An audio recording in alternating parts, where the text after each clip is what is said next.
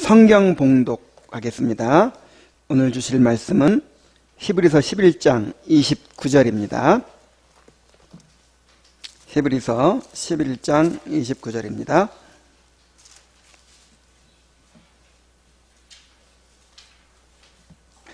믿음으로 그들은 홍해를 육지같이 건넜으나 애굽 사람들은 이것을 시험하다가 빠져 죽었으며, 이 말씀을 통해서 하나님의 음성을 듣게 되시기를 바랍니다.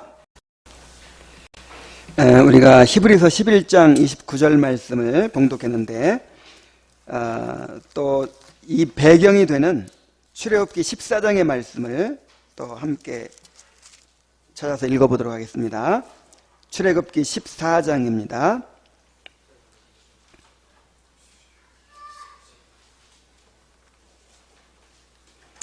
여호와께서 모세에게 말씀하여 이르시되 이스라엘 자손에게 명령하여 돌이켜 바다와 믹돌 사이에 비하이롯 앞 곧 바알스본 맞은편 바닷가에 장막을 치게 하라. 바로가 이스라엘 자손에 대하여 말하기를 그들이 그 땅에서 멀리 떠나 광야에 갇힌 바 되었다 하리라.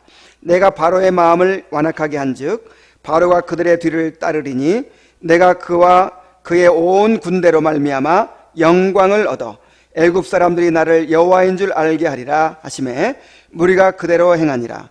그 백성이 도망한 사실이 애굽 왕에게 알려지매 바로와 그의 신하들이 그 백성에 대하여 마음이 변하여 이르되 우리가 어찌 같이 하여 이스라엘을 우리를 섬김에서 놓아 보내었는가 하고 바로가 그 병거를 갖추고 그의 백성을 데리고 갈새 선발된 병거 600대와 애굽의 모든 병거를 동원하니 지휘관들이 다 거느렸더라. 여호와께서 애굽 왕 바로의 마음을 완악하게 하셨으므로 그가 이스라엘 자손의 뒤를 따르니 이스라엘 자손이 담대히 나갔습니다. 애굽 사람들과 바로의 말들 병거들과 그 마병과 그 군대가 그들의 뒤를 따라 바알스본 맞은편 비하이롯 곁 해변 그들이 장막 친 데에 미치니라. 바로가 가까이 올 때에 이스라엘 자손이 눈을 들어본즉 애굽 사람들이 자기들 뒤에 이른지라. 이스라엘 자손이 심히 두려워하여 여호와께 부르짖고 그들이 또 모세에게 이르되 애굽에 매장지가 없어서 당신이 우리를 이끌어내어 이 광야에서 죽게 하느냐? 어찌하여 당신이 우리를 애굽에서 이끌어내어 우리에게 이같이 하느냐? 우리가 애굽에서 당신에게 이른 말이 이것이 아니냐? 이르기를 우리를 내버려 두라. 우리가 애굽 사람을 섬길 것이라 하지 아니하더냐? 애굽 사람을 섬기는 것이 광야에서 죽는 것보다 낫겠노라.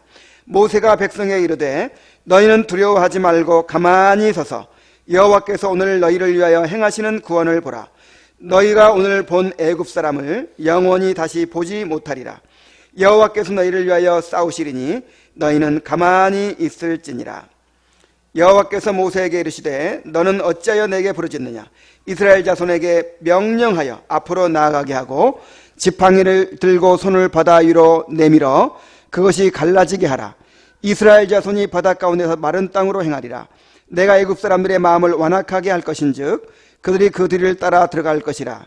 내가 바로와 그의 모든 군대와 그의 병거와 마병으로 말미암아 영광을 얻으리니 내가 바로와 그의 병거와 마병으로 말미암아 영광을 얻을 때에야 애굽 사람들이 나를 여호와인 줄 알리라 하시더니 이스라엘 진 앞에 가던 하나님의 사자가 그들의 뒤로 옮겨 가매 구름 기둥도 그 앞에서 그 뒤로 옮겨 애굽 진과 이스라엘 진 사이에 이르러서니 저쪽에는 구름과 흑암이 있고 이쪽에는 밤이 밝음으로 밤새도록 저쪽이 이쪽에 가까이 못하였더라. 모세가 바다 위로 손을 내밀매 여호와께서 큰 동풍이 밤새도록 바닷물을 물러가게 하시니 물이 갈라져 바다가 마른 땅이 된지라. 이스라엘 자손이 바다 가운데서 육지로 걸어가고 물은 그들의 좌우에 벽이 되니 애굽 사람들과 바로의 말들 병거들과 그 마병들이 다 그들의 뒤를 추격하여 바다 가운데로 들어오는지라. 새벽에 여호와께서 불과 구름 기둥 가운데서 애굽 군대를 보시고 애굽 군대를 어지럽게 하시며 그들의 병거 바퀴를 벗겨서 달리기가 어렵게 하시니 애굽 사람들이 이르되 이스라엘 앞에서 우리가 도망하자. 여호와가 그들을 위하여 싸워 애굽 사람들을 치는도다. 여호와께서 모세에게 이르시되 내 손을 바다 위로 내밀어 물이 애굽 사람들과 그들의 병거들과 마병들 위에 다시 흐르게 하라 하시니 모세가 곧 손을 바다 위로 내밀매 새벽이 되어 바다의 힘이 회복된지라. 애굽 사람들이 물을 거슬러 도망하나 여호와께서 애굽 사람들을 바다 가운데 엎으시니 물이 다시 흘러 병거들과 기병들을 덮되 그들의 뒤를 따라 바다에 들어간 바로의 군대를 다 덮으니 하나도 남지 아니하였더라. 그러나 이스라엘 자손은 바다 가운데를 육지로 행하였고 물이 좌우에 벽이 되었더라. 그날에 여호와께서 이같이 이스라엘을 애굽 사람의 손에서 구원하시매 이스라엘의 바닷가에서 애굽 사람들이 죽어 있는 것을 보았더라. 이스라엘의 여호와께서 애굽 사람들에게 행하신 그 큰 능력을 보았으므로 백성의 여호와를 경외하며 여호와와 그의 종 모세를 믿었더라. 아멘. 예, 한 장을 다 읽었네요. 히브리서 11장 29절에 우리가 보니까 믿음으로 홍해를 육지같이 건넜다 그랬죠. 믿음으로 그들이 홍해를 육지같이 건넜다. 여기서 그들이 누구를 가리킬까요? 이스라엘 백성을 가리키겠죠. 다시 말하면 이 히브리서 11장 29절 말씀은 이제 이스라엘의 믿음을 이야기하는 것입니다. 이스라엘의 믿음에 대해서 이야기하는 거예요. 자, 그렇다면 이스라엘 백성이 모두 믿음을 가졌다는 말일까요? 또 그건 아닌 것 같아요. 왜냐하면 이스라엘 백성들이 실패한 이유가 뭡니까? 믿지 않아서 가나안 땅에 못 들어갔다 그랬죠. 그리고 실제로 오늘 읽어보니까 홍해 앞에서 믿음을 가졌어요? 못 가졌어요? 못 가졌어요. 원망하잖아요. 금방 하나님의 큰 능력 가운데서 애굽에서 나왔는데 이제 홍해가 가로막히고 또 애굽의 군대가 추격하는 그 상황에 처하게 되니까 우리가 애굽에서 산다고 하지 않았느냐? 왜 우리를 이곳으로 인도해가지고 다 죽게 만드느냐? 이렇게 모세를 원망하잖아요. 이것을 볼 때 이스라엘 사람들은 믿음이 없었어요. 그리고 히브리서라든지 다른 성경에도 그들이 믿음이 없어서 또 믿음이 없으므로 순종하지 않아서 가나안 땅에 들어가지 못했다 하는 걸로 봐서도 이스라엘 백성들은 대부분 믿음이 없었습니다. 그런데 왜 오늘 말씀에는 믿음으로 그들이 홍해를 육지같이 건넜다 이렇게 말하고 있는 것일까요? 정확히 말하면 이스라엘 전체의 믿음이 아니라 모세의 믿음이고 또 아론이나 여호수아나 갈렙 같은 그런 믿음 있는 사람들, 이스라엘 백성 중에서 정말 하나님을 신실하게 믿은 그 사람들의 행위를 가리키는 것입니다. 사실 이 모세의 믿음 때문에 또 이 모세와 함께한 이 믿음 있는 사람들, 이 사람들의 믿음 때문에 이스라엘 백성 전체가 애굽에서 탈출하게 되었고 또 홍해를 건너게 되었고 또 가나안 땅을 통과하게 되었고 그리고 이제 광야를 통과하게 되었고 가나안 땅에 들어가게 된 것입니다. 그래서 때로는 믿음 있는 몇몇 사람들에 의해서 공동체 전체가 복을 받게 된다는 사실을 우리가 알 수 있어요. 가장이 믿음이 있을 때 그 모든 가족들이 다 복을 받게 되겠죠. 이 목사가 믿음이 있어야 되겠죠. 교회에서도. 또 교회를 이끌어가는 사람들이 믿음이 있어야 되겠죠. 그러면 다른 사람들도 다 함께 이제 믿음의 길을 갈 수 있게 되는 것입니다. 그래서 모세와 그 믿음 있는 몇몇 사람들의 인도를 통해서 이스라엘 백성 전체가 믿음으로 홍해를 건넜다라고 할 수 있게 된 것입니다.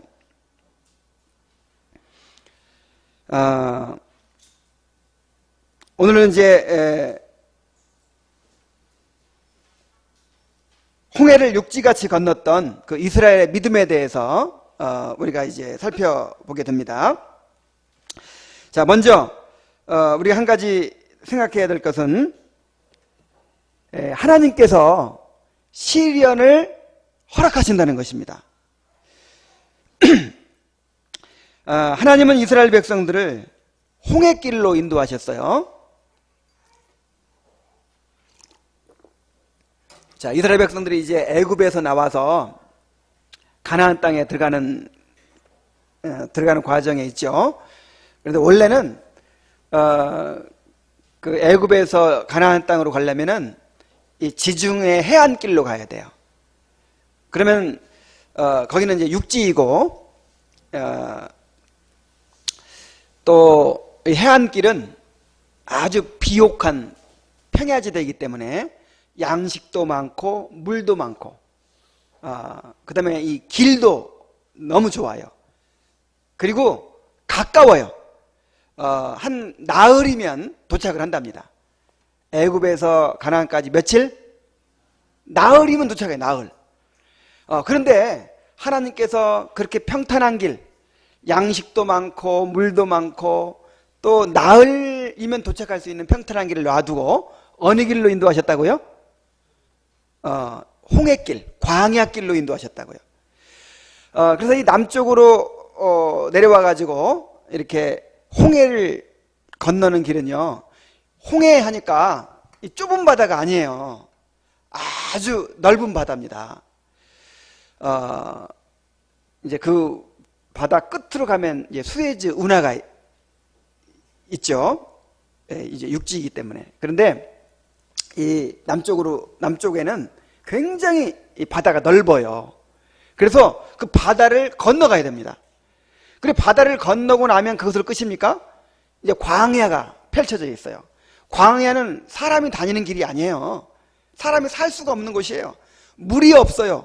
양식이 없어요. 그래서 뱀과 정갈이 우글거리고 거기는 사람이 살 수가 없는 곳인데 거기를 이제 통과하게 하신 거예요. 하나님은 바닷가에 장막을 치라 그랬죠? 보통 이렇게 물가에다 이렇게 진을 치는 거 보고 뭐라 그러죠? 배수진이라네, 배수진. 그냥 죽기 아니면 까무러치기다 하면서 내 죽을 각오하고 진 칠 때 어디에 진쳐요? 배수진을 치는 거예요. 근데 홍해 앞에다가 그 바닷가에다 장막을 치라는 거야. 그리고 그걸로 끝나는 게 아니야. 바로의 마음을 강팍하게 해가지고 추격하게 하셨어요. 하나님이 약만 주는 분이 아니에요. 이렇게 병 주고 약 주는 분이에요. 길을 어디로 인도하셨다고요? 그 지중해 해안길로 인도하지 않고 홍해를 건너는 길, 광야길로 인도하셨다 그랬어요. 그 다음에 진을 어디다 치라고요? 바닷가에 진치라고요. 도망갈 데가 없어. 바닷가에 진치면 그냥 빠져 죽든지 아니면 칼에 죽든지 하는 거예요. 그리고 잠잠하게 바로왕의 마음을 좀 가라앉혀 가지고 그냥 이렇게, 그래도 부족한데, 그래도 불안한데 어떻게 했다고요? 바로의 마음을 강팍하게 해가지고, 아이고 내가 괜히 보냈다. 그래가지고 정예 부대, 전차 부대 중에서도 선발했다 그랬어요. 최고 강력한 전차 부대 600승을, 당시 전차는 오늘날의 탱크와 똑같아요. 아주 뭐 강력한 무기입니다. 그 전차 부대를 600승을 이제 앞세우고 추격하게 하신 거예요. 그야말로 이스라엘 백성들은 이제 사면초가의 위기에 빠진 것입니다. 그런데 이런 위기를 누가 만드셨어요? 하나님께서 허락하셨어요. 하나님께서. 지중해 길로 가도 되는데, 그리고 추격하지 않게 하면 되는데, 그리고 진치지 말아라. 진치지 말고 빨리 도망가라 했으면 될 텐데, 거기다 바닷가에 진치라는 거예요.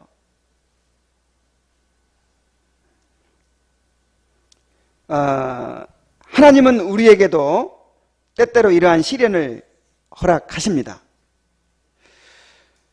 우리가 때때로 놀라운 축복을 경험하죠. 하나님께서 우리의 기도에 응답해 주시고 정말 놀라운 일을 우리 삶에 이루어 주실 때가 있습니다. 그런데 항상 이런 일만 있는 것은 아니에요.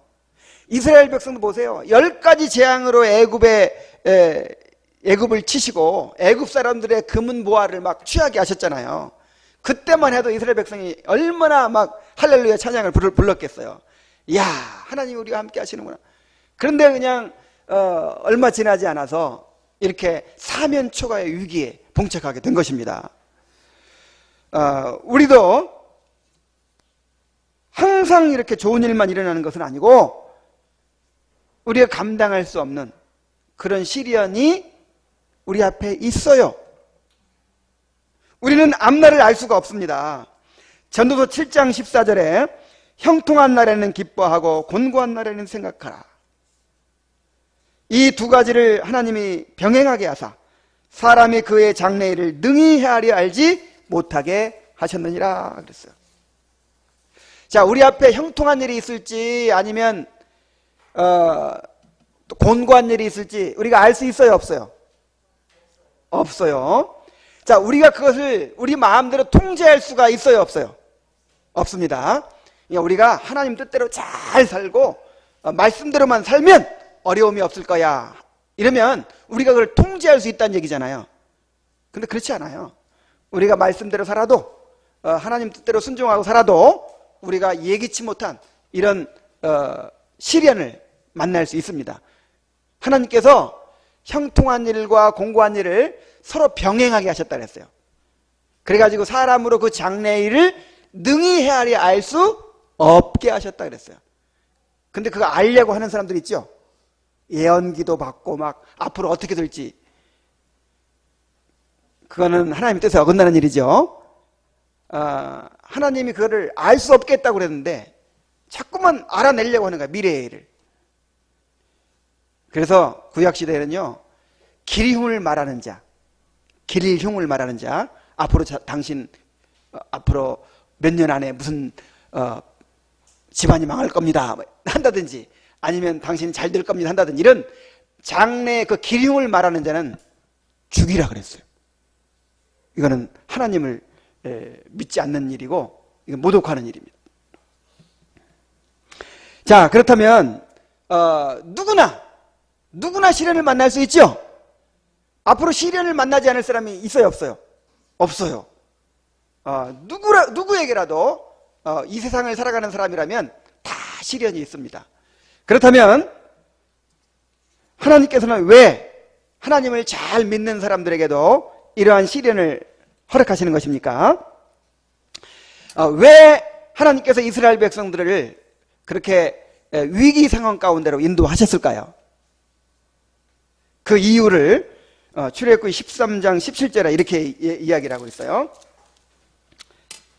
출애굽기 13장 17절에 바로가 백성을 보낸 후에 블레셋 사람의 땅의 길은 가까울지라도 하나님이 그들을 그 길로 인도하지 아니하셨으니 이는 하나님이 말씀하시기를 이 백성이 전쟁을 하게 되면 마음을 돌이켜 애굽으로 돌아갈까 하셨습니다.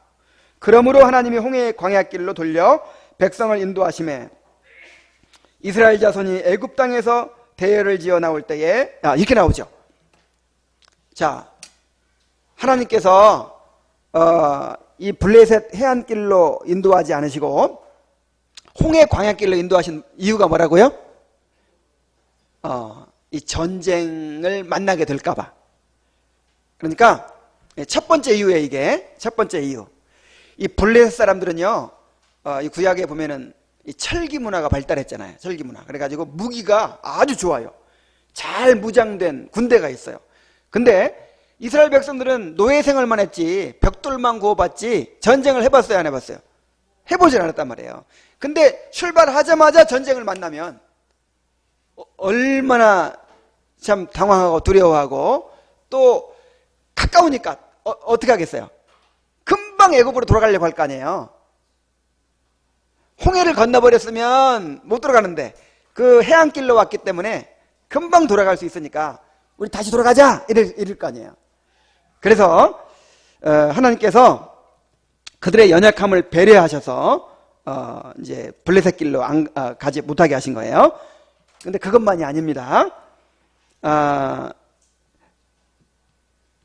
하나님께서 능력이 있으신데 꼭 그 이유만이라면 애굽의 열재앙으로 치셨듯이 블레셋 군대도 막 다 능력으로 쳐버리면 되잖아요. 근데 그 이유만이 아니겠죠. 또 더 큰 이유가 있어요. 14장 4절 말씀에 보면은 내가 그의 온 군대로 말미암아 영광을 얻어 애굽 사람들이 나를 여호와인 줄 알게 하리라 그랬어요. 자, 하나님께서 영광을 받으시기 위해서였다.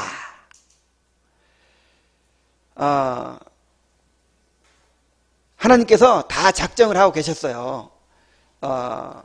만약에 블레셋 군대가 추격하지 않으면 이스라엘 백성들이 어떻게 홍해를 건너가죠? 배 만들죠. 자, 나무 구해와라, 배 만들자, 홍해 건너가자 그랬을 거 아니에요. 그런데 바로의 군대가 추격해 오기 때문에 인간의 힘으로 돼야 안 돼요? 안 돼. 그 상황에서 하나님의 능력을 보이고자 하신 거예요. 홍해가 갈라지고 그 홍해를 육지같이 건너게 되는, 그 다음에 바로의 군대를 그 물속에 수장시키는 그런 놀라운 이 구원의 역사를 행함으로 말미암아 하나님이 영광 받으시고자 하신 거예요. 그래서 모든 애굽 사람들에게 오직 여호와 하나님만 참신이심을 드러내시기 위해서 그렇게 했다는 거예요. 그리고 31절에 보면은 이스라엘의 여호와께서 애굽 사람들의 행하신 그 큰 능력을 보았으므로 백성의 여호와를 경외하며 여호와와 그의 종 모세를 믿었더라. 그러니까 이 백성들이요, 이 노예 근성을 가진 사람들이야. 그래가지고 금방 원망하고 금방 의심하고 금방 마음이 변해요. 그러니까 뭔가 좀 큰 증거를 보여줄 필요가 있어요. 하나님께서 함께 하시고 하나님께서 너희를 끝까지 가나안 땅으로 인도한다. 가나안 땅까지 가기까지는 얼마나 난관이 많습니까? 그러니까 어떤 확신이 없으면요 순종할 수가 없는 거예요. 그래서 확실하게 보여주신 거예요. 확실하게 바다도 갈라버리시고 애굽의 군대를 수장시켜버리는 그런 놀라운 능력으로 이제 하나님이 구원하신다는 것을 보여주신 것입니다. 자, 그래서 두 번째 이유는 뭐였다고요? 하나님의 영광을 나타내시기 위한 것이라고요. 그 다음 세 번째 가장 중요한 이유가 있어요. 세 번째 이유, 이거는 신명기 8장 2절로 3절을 한번 보겠습니다. 하나님께서 광야로 인도하신 이유입니다.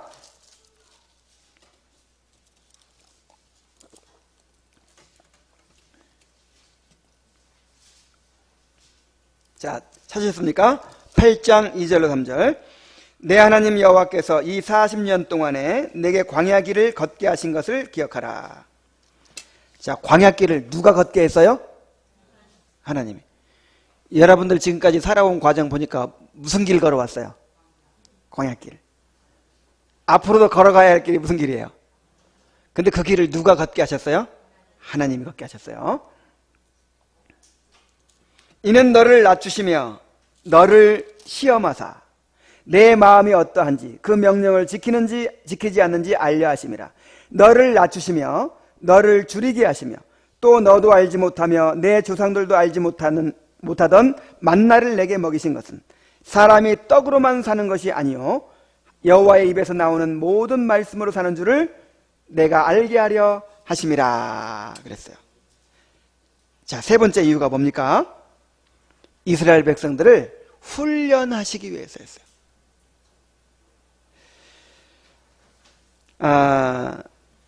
이스라엘 백성은 노예였죠. 대대로 노예로 살아왔어요. 그 노예들을 가나안 땅에 금방 한 나흘 만에 들여보내준단 말이에요. 그러면 이 노예 생활만 한 것이 아니고 애굽의 그런 우상 문화에 젖어 있던 사람들이에요. 그래서 이 노예 근성을 가지고 있고 그 다음에 우상 숭배에 빠져 있고, 그러니까 하나님을 어떻게 섬겨야 되는지를 알아요, 몰라요? 몰라요. 이런 사람들을 가나안 땅에 바로 들여보내면 어떻게 제사장 나라를 세웁니까? 어떻게 하나님의 백성이 될 수 있습니까? 그래서 광야 40년 기간 동안에 율법을 주시고 하나님의 백성으로서 어떻게 살아야 될 것인가를 가르치시기 위해서. 그래서 이걸 한마디로 요약하면 사람이 떡으로만 사는 것이 아니요 오직 여호와의 입에서 나오는 하나님의 말씀으로 사는 줄을 알게 하시려고 광야길로 인도하셨다라고 하는 것입니다. 우리가 당하는 시련에도 반드시 이렇게 하나님의 뜻이 있는 것입니다. 우리를 낮추시고 하나님을 의지하게 하시는 것입니다. 여러분, 시련 가운데서 우리가 낮아지죠? 참 인간은요 얼마나 참 이 자기 의가 강한지 몰라요. 얼마나 교만해지기가 쉬운 존재인지 몰라요. 얼마나 정말 끈질기게 이 자기라고 하는 것을 포기하지 않는지 몰라요. 어제도 그런 얘기를 했는데 이 거지 부자가 불구경을 하다가 어느 집에 불났는데 불구경을 하다가 이 아빠가 그런 얘기를 했대요. 아니, 아빠가 아니라 참 아들이, 아빠, 우리는 집이 없으니까 불날 걱정 없겠다. 그러니까 그때를 놓치지 않고 아빠가 그랬대요. 그게 다 내 덕인 줄 알아라. 그런데요, 이런 심리가 우리한테 다 있어요. 요만큼만 잘된 일이 있어 보세요. 누가 했다고 그래요? 내가 그래도 이렇게 했으니까. 내가 그래도. 참, 인간이 얼마나 간사한 존재인지 몰라요. 참, 우리에게 어떤 좋은 점만 있어도요, 어떤 우수한 점만 있어도 이게 다 누가 주신 거예요? 하나님이 주셨고, 하나님이 그 힘을 주셨고, 하나님이 돌봐주셨고, 우리에게 나온 것이 아니거든요. 우리는 우리 죄로 말미암아 벌받아야 마땅한 사람들인데 하나님의 긍휼을 얻어서, 긍휼을 입어서 이렇게 은혜를 누리고 있는 거예요. 그런데 그것을 다 우리의 공로로 돌리는 거예요. 우리의 의의로 돌리는 거예요. 끊임없이 높아져요. 끊임없이 교만해져요. 그리고 하나님 의지하지 않습니다. 내 힘을 의지해 살아요. 하나님 즐거워하지 않습니다. 세상의 즐거움을 추구해요. 그래서 시련을 통해서 우리를 낮추시는 거예요. 아, 내 힘으로 살 수가 없구나.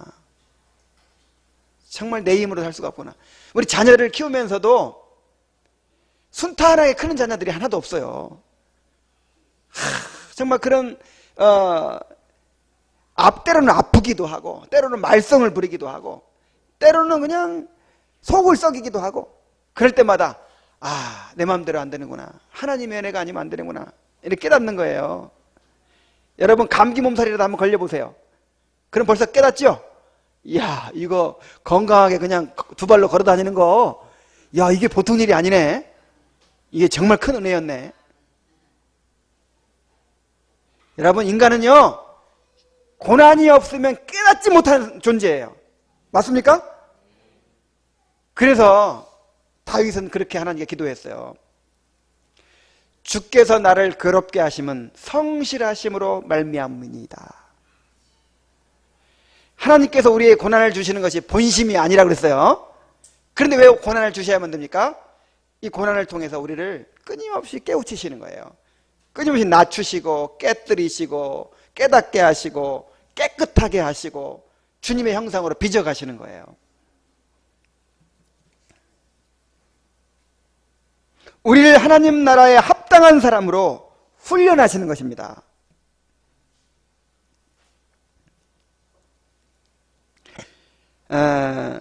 여러분, 하나님의 나라를 은혜로 거저 얻었죠? 하나님 나라 백성이 됐죠?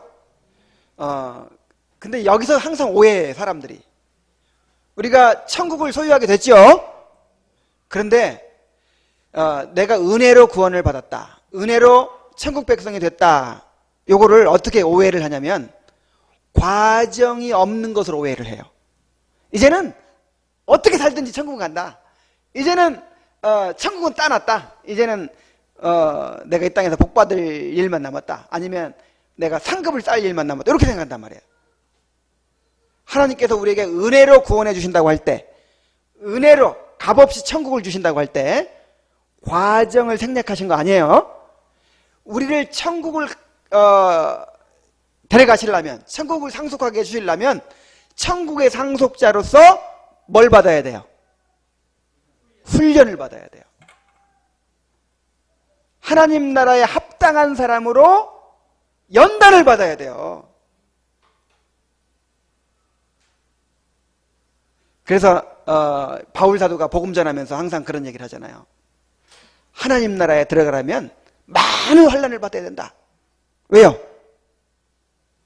하나님 나라에 합당한 사람으로 빚어지려면.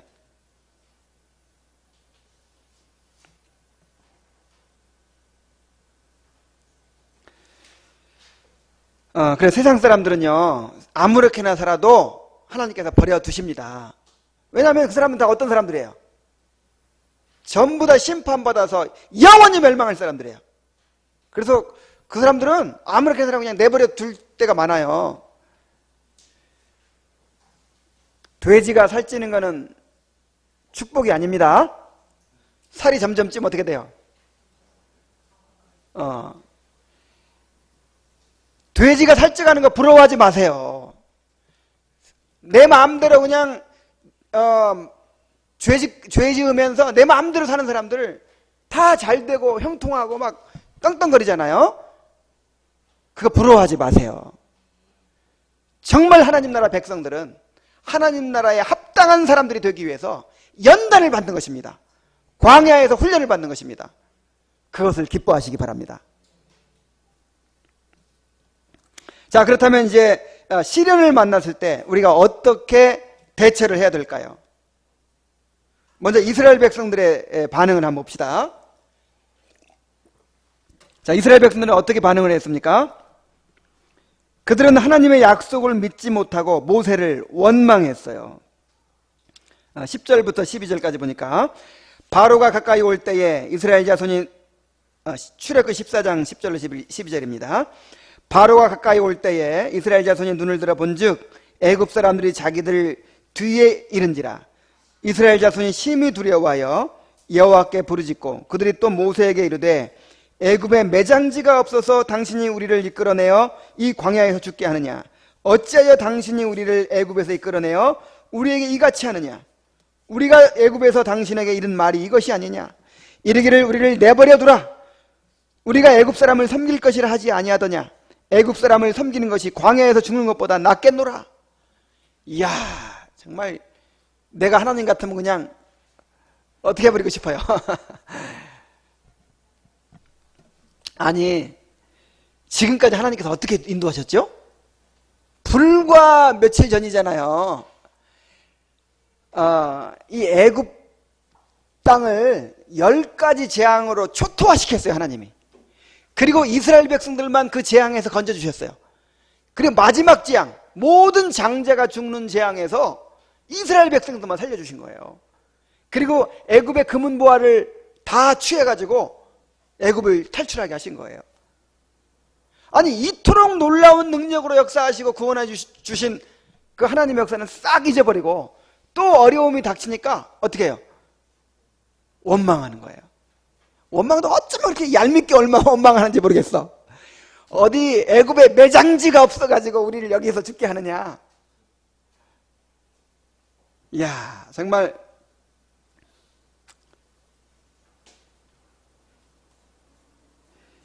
여러분, 이 이스라엘 백성들의 모습을 보면서 자, 우리의 모습을 보여주는 것 같지 않습니까? 우리가 이런 모습을 가지고 있단 말이에요. 우리가 육신이 있잖아요. 그래가지고 그러니까 100번 하나님께서 100번 은혜 베푸신 거는 다 잊어버립니다. 딱 한 번 어려움에 닥치잖아요. 그럼 그때 그냥 두려움에 빠지고 절망에 빠지고 원망에 빠지고 막 누구 때문이라고 하고 막 이건 뭐 세상 다 끝난 것처럼 막 하는 거예요.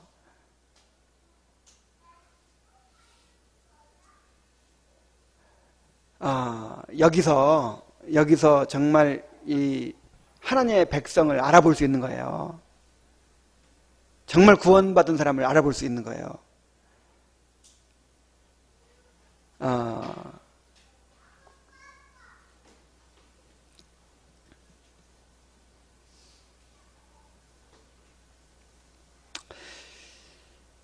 저도 이 말씀을 준비하면서 이야, 정말 이 이스라엘 백성의 모습이 나한테 있다 그런 생각을 했어요. 불과 몇 달 전에 하나님께서 이 교회를 세워주시고 이렇게 인도해 주신 거 경험했잖아요, 우리가. 내가 꿈도 꾸지 못했던, 정말 생각하지도 못했던 일을 하나님께서 이루어 주셨잖아요.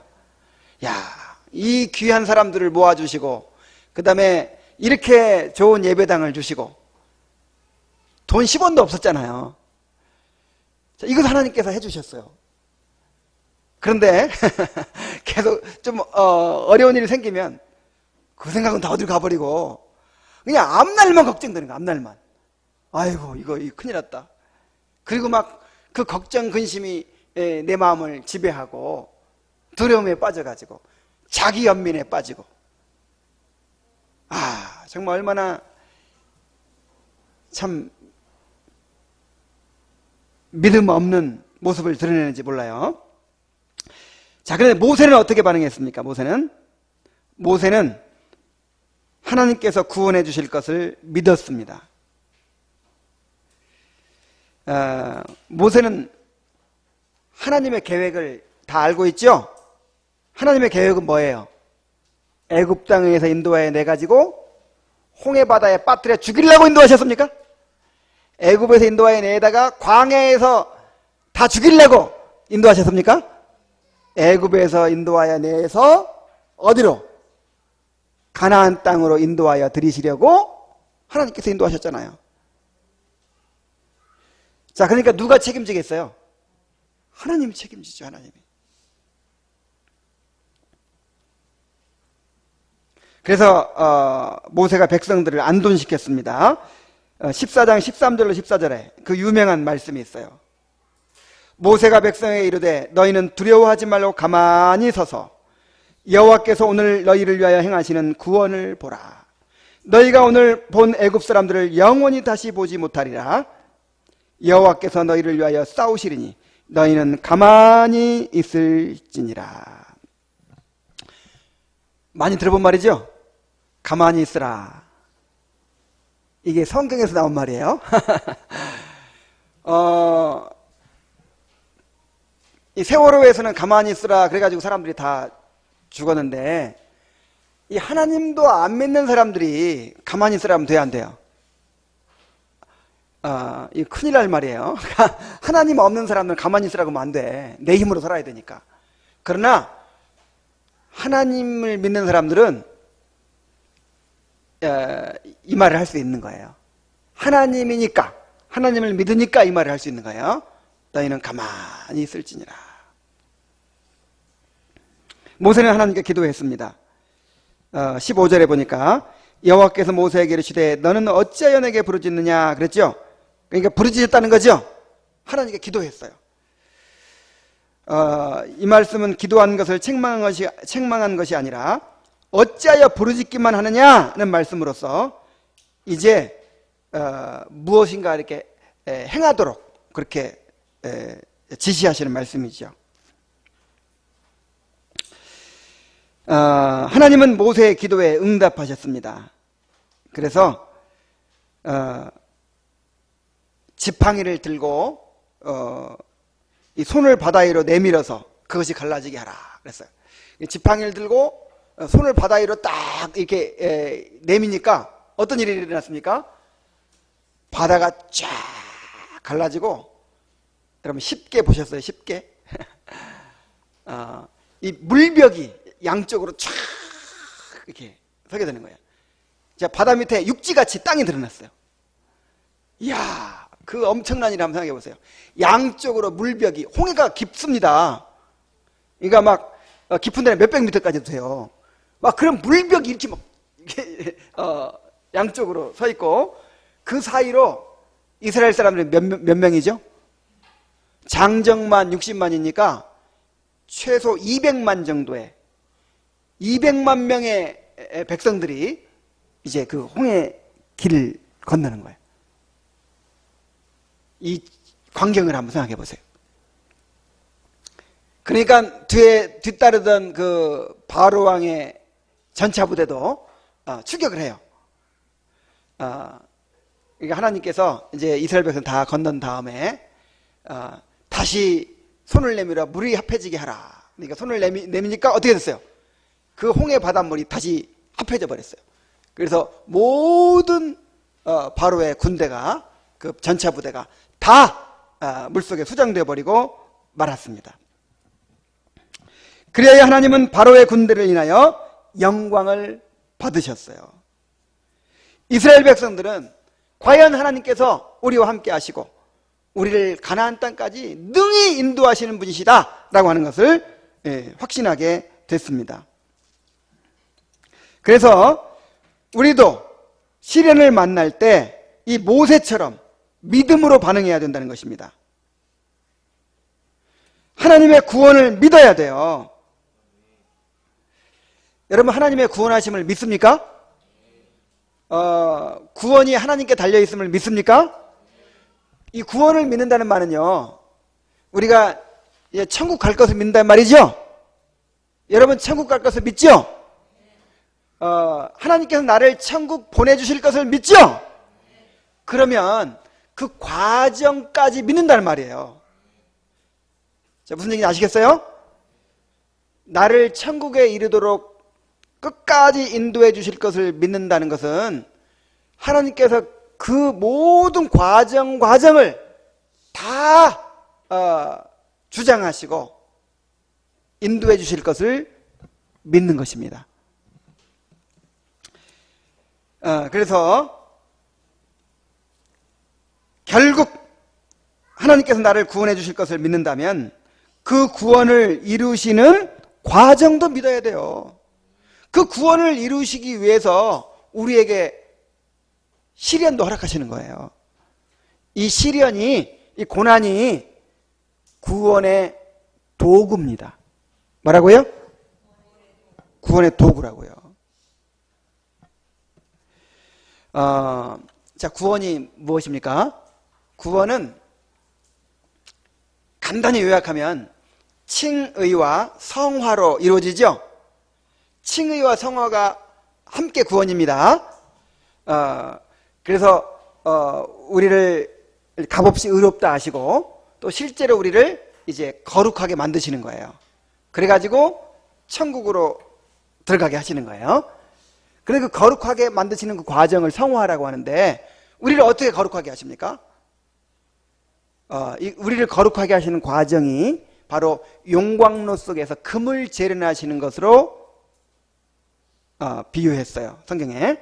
자, 용광로 속에 이 금광석이 들어가서 이 뜨거운 불에 녹아져야 되죠.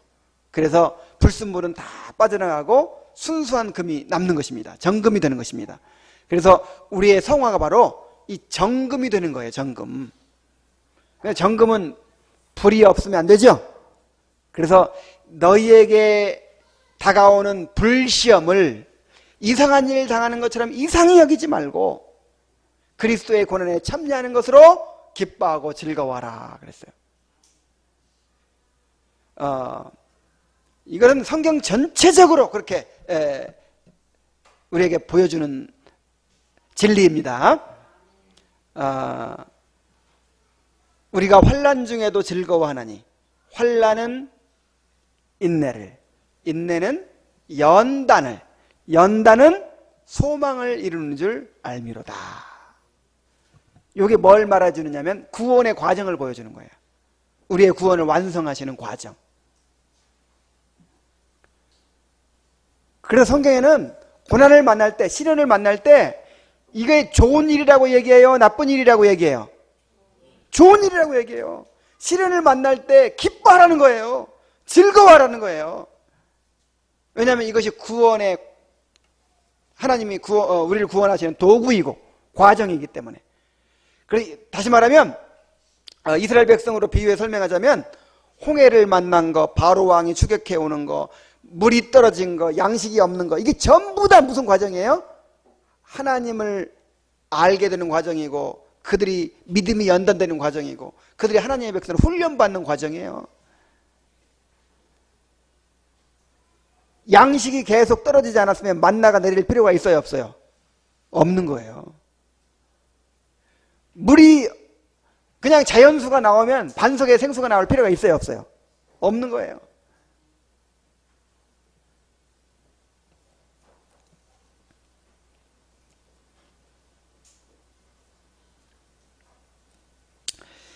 로마서 8장 32절에 자기 아들을 아끼지 아니하시고 우리 모든 사람을 위하여 내어주시니가 어찌 그 아들과 함께 모든 것을 우리에게 은사로 주지 아니하시겠느냐 그랬어요. 그러니까 이게 무슨 말이냐면은 우리를 독생자를 보내서 구원해 주셨죠? 그런데 그 후를 책임지지 않겠냐 이 말이에요. 천국에 이를 때까지 우리에게 무엇을 아끼시겠느냐는 거예요. 독생자를 내어주셨는데, 자, 이 말씀이 왜 필요한 겁니까? 자꾸만 시련이 다가오잖아요. 자꾸만 고난이 있잖아요. 그러니까 구원받았어도 자꾸만 의심이 되는 거예요. 아, 정말 하나님 나와 함께 하시는 건가? 내가 지금 하나님의 사랑을 받고 있는 것인가? 자꾸 의심이 되는 거예요. 의심될 때 이 말씀을 기억하시기 바랍니다. 자기 아들을 아끼지 아니하시고 내어주셨는데 어찌 그 아들과 함께 모든 것을 선물로 주시지 아니하겠느냐. 그래서 하나님께서 끝까지 책임지실 것을 믿어야 돼요. 디모데후서 1장 12절 한번 찾아봅시다. 우리는 자주 보았던 말씀이지만 디모데후서 1장 12절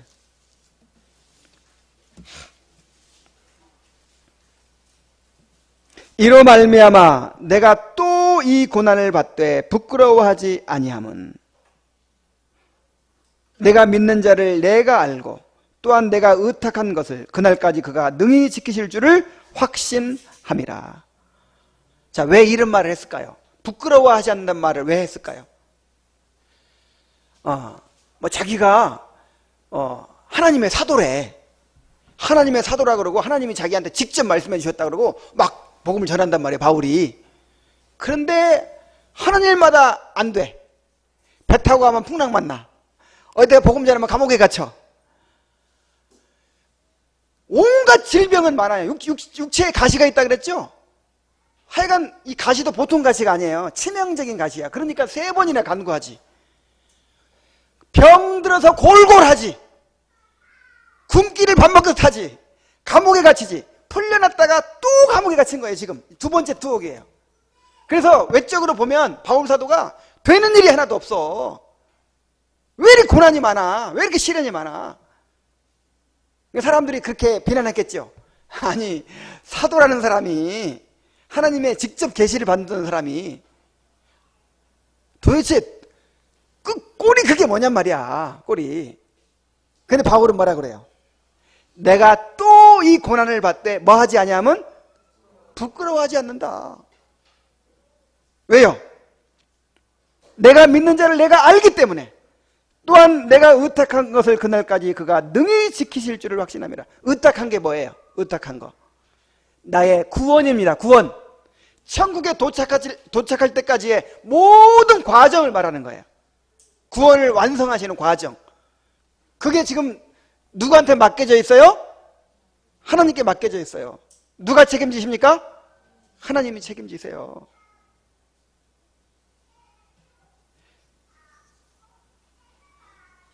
그래서 우리도 하나님의 구원을 기다려야 됩니다.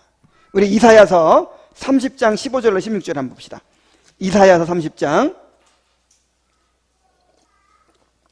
15절로 16절.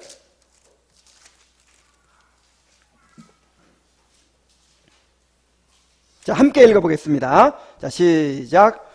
주 여호와 이스라엘의 거룩하신 이가 이같이 말씀하시되 너희가 돌이켜 조용히 있어야 구원을 얻을 것이요 잠잠하고 신뢰하여야 힘을 얻을 것이거늘 너희가 원하지 아니하고 이르기를 아니라 우리가 말 타고 도망하리라 했으므로 너희가 도망할 것이요 또 이르기를 우리가 빠른 짐승을 타리라 했으므로 너희를 쫓는 자들이 빠르리니 한 사람이 꾸짖은즉 1000사람이 도망하겠고 5이 꾸짖은즉 너희가 다 도망하고 너희 남은 자는 겨우 산꼭대기에 깃대 같겠고 산마루 위에 기치 같으리라 하셨느니라. 자, 18절 한번 읽어봅시다. 시작. 그러나 여호와께서 기다리시나니 이는 너희에게 은혜를 베풀려 하시며 일어나시리니 이는 너희를 긍휼히 여기려 하심이라. 대저 여호와에는 그를 기다리는 자마다 복이 있도다. 자, 여기도 뭐라고 그래요? 가만히 있으라 그러죠? 좀 가만히 있어야 하나님의 구원을 경험할 텐데, 이 이스라엘 사람들 어떻게 한다고요? 아유, 급하니까 어떻게 해야 돼요? 말 타고 도망가야 돼.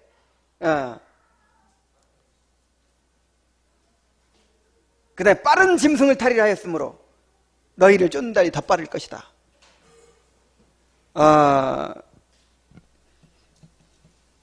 가만히 있어야 됩니다. 이 홍해 앞에서 뒤에는 막 바로의 군대 쫓아오고 있는데 뭐라고 그랬어요? 너희는 가만히 있어. 오늘날 여호와께서 너희를 위하여 행하시는 구원을 보라. 여호와께서 너희를 위하여 싸우시리니 너희는 가만히 있을지니라. 또 여기 이사야서 말씀에도 어떻게 해야 구원받는다고요? 좀 조용히 있어야 구원을 얻을 것이요 잠잠하고 신뢰해야 힘을 얻을 것이거늘. 그리고 18절에 보니까 그를 기다리는 자마다 복이 있도다. 여호와의 구원을 기다리고 잠잠히 좀 있으란 말이에요. 좀 가만히 있어요. 좀 가만히 있으세요. 이 가만히 있으라는 말은 무슨 말입니까?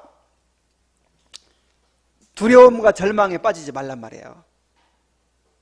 막 무슨 큰일이 일어난 것처럼, 이제 망할 것처럼, 지금까지 살아온 거 과정을 한번 보세요. 이보다 더 큰 일을 만나서도 다 살아왔잖아요. 지금까지 하나님께서 다 인도에 오셨잖아요. 그죠? 근데 또 무슨 일을 만나면 그냥 완전히 세상 끝난 것처럼 막 콧바트리고 있고 막 두려워하고 막, 아니 그렇게 믿음 있다고 하고 찬송 부르고 하던 사람이 좀만 어려움 생기면 그냥 완전히 그냥 달라져 버리는 거예요. 그래서 그걸 시험이라고 합니다. 테스트.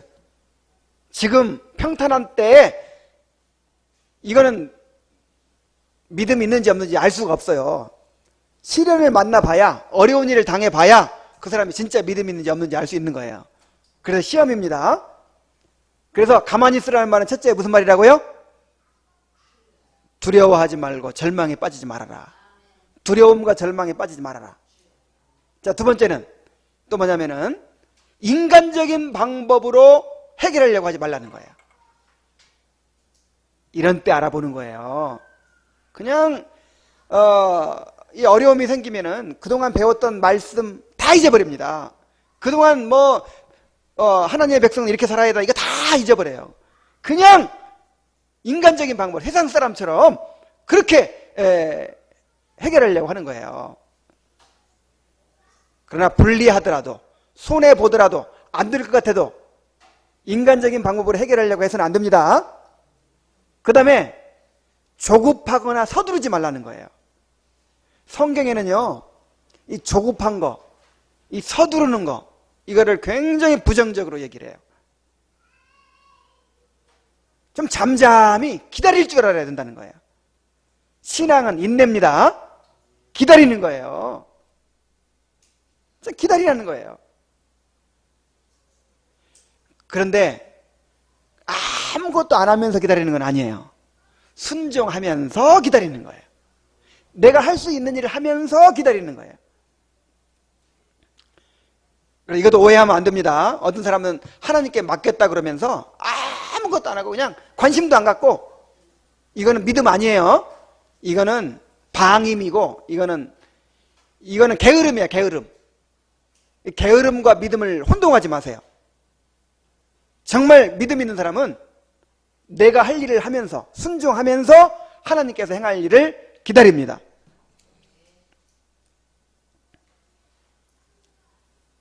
이렇게 우리가 믿음으로 행할 때 하나님께서 반드시 역사하십니다.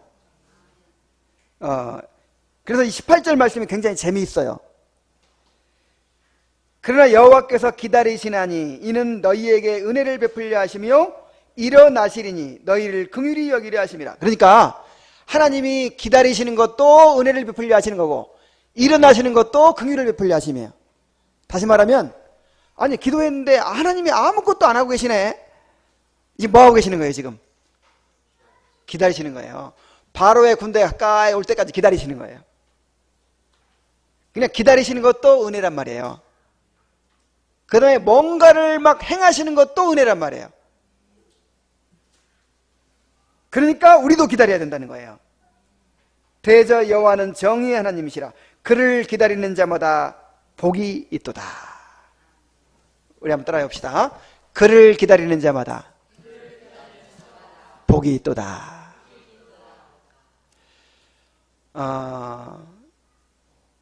이 다윗이 그렇게 사울이 막 다윗을 죽이려고 쫓아다니고 그렇게 생명이 경각간에 달려있는 순간에도 이런 찬양을 했어요. 내가 내 심령으로 고요하고 평온하게 하기를 젖된 아이가 그 어미 품에 있음 같게 하였나니. 그러니까 아무리 막 그 다른 사람들이 나를 막 공격하는 그런 상황, 비판하는 그런 상황이 있을지라도, 아무리 어떤 어려움을 만나가지고 뜻대로 이 내일이 되지 않고 그런 것을 경험할지라도, 막 정말 어떤 위기 상황을 만날지라도 우리가 어떤 마음을 가져야 돼요? 젖된 아이가 그 어미 품에 있음 같이. 이 젖된 아이, 한 3살 정도 된 아이가, 두세 살 정도 된 아이가 엄마 품에 있어요. 뭐 비가 오나 눈이 오나 무슨 하늘이 무너지는 일이 있어도 이 아이는 걱정해요, 안 해요? 안 해요. 새근새근 잡니다. 이게 정말 구원받은 사람이라면, 하나님을 나의 아버지로 믿는 사람이라면 그 심령이 젖된 아이와 같아야 돼요. 그리스도의 평강이 너희 마음을 주장하게 하라 그랬어요. 그래서 요즘에 내가 뭘 깨달았냐면, 이야, 정말 내 책임이 있구나. 책임이. 무슨 책임이 있냐면 내 마음을 지켜야 될 책임이 있다는 걸 깨달았어요. 마귀가요, 우리를 어떻게 공격할까요? 자, 마귀가 우리를 어떻게 공격하죠? 그냥 어퍼컷을 한 방 날립니까? 아니면 우리를 막 무슨 고난을 줍니까? 병을 줍니까? 마귀는 그런 식으로 공격하지 않아요. 마귀의 공격 방법은 우리에게 두려움을 주는 거예요. 의심을 불러일으키는 거예요. 절망에 빠지게 하는 거예요. 포기하게 하는 거예요. 마음을 그냥 가라앉게 만드는 거예요. 그래서 이런 곳이 있을 때 여러분 이거 그냥 심리작용이라고 생각하면 안 돼요. 뭐라고 생각해야 돼요? 마귀야, 불화살 한번 쏜 거야. 한 방 맞은 거예요 지금. 야, 이게 정말 무서운 공격이에요. 그래서 마귀가 특히 목사를 공격합니다. 왜냐하면 만약에 목사가 그냥 탁 쳐져 있으면 어떻게 되겠어요? 그럼 교회가 다 쳐지겠죠. 그래서 얼마나 많은 공격이 있는지 몰라요. 가지나무, 많은 나무에 바람 잘 날, 가지도 안 많은데 바람 잘 날도 없어. 이 사람 뭐 아픈 사람이 안 생기나, 시험에 든 사람이 안 생기나, 삐딱하게 나가는 사람이 안 생기나, 끊임없이 어떤 일들을 막 마음에 공격이 와요. 그리고 이제 두려움이 생기죠. 아유, 이 교회 이러다가 망하는 거 아닌가? 아니면 온갖 염려와 두려움, 그 다음에 공격 같은 것들이 막 있죠. 그러면서 마음이 탁 채워지고 두려움에 사로잡히고 절망에 사로잡히고, 그 다음에 막 이 원망 같은 거, 막 분노 같은 게 막 일어나기도 하고, 그래가지고 자기 연민에 빠지게 만들고 막 위로받고 싶게 만들어. 야, 이게요 엄청난 공격이에요. 그래서 잠언 4장 23절에 뭐라 그러냐면, 무릇 지킬 만한 것보다 더욱 내 마음을 지키라. 생명의 근원이 이에서 남이니라. 그래서 내가 정말 이게 내 책임이구나. 마음을 지켜야 되는구나. 젖된 아이가 어미 품에 있음 같이 그리스도의 평강으로 나를 주장하게 해야 될 책임이 나한테 있구나. 이것을 위해 필요한 게 뭐예요? 은혜의 수단으로 주신 말씀이에요. 묵상과 기도예요. 그래서 그런 것들이 막 우리 마음에 올 때요, 그때 기도하라는, 그때 묵상하라는 거예요. 그때 말씀을 들으라는 거예요. 그래서 이스라엘 백성이 어떻게 했어야 됩니까? 이런 상황이 있을 때 기도해야 되죠. 하나님 기도하고 그 다음에 하나님께서 주신 약속을 붙들어야죠. 내가 너희를 애굽에서 인도하여 가나안 땅에 들어가게 하겠다. 그 약속을 주장하고 그 다음에 묵상을 해야죠. 하나님께서 지난날 우리를 어떻게 인도하셨나. 이 모든 일이 하나님의 섭리라는 것을 기억해야죠. 이제 결론을 맺겠습니다. 우리의 믿음은 위기의 상황 가운데서 드러나게 됩니다. 여러분 아무리 큰 소리치고 지금 주님 사랑한다고 하고 백날 해도 소용없어요. 언제 나타나요? 위기 상황 가운데 여러분의 믿음의 근본이 드러나게 됩니다. 그래서 위기를 테스트, 시험이라고 하는 것이죠. 시련을 만날 때 믿음으로 대처하는 성도가 되어야 할 줄로 믿습니다. 정말 구원의 믿음을 가졌다면 홍해와 같은 문제를 만나더라도 하나님을 의지하고 육지같이 건너는 그런 성도들이 되어야 합니다. 시련을 만날 때 믿음으로 그 시련의 홍해를 육지같이 건너는 그런 성도들 되시기 바랍니다. 네, 기도하겠습니다.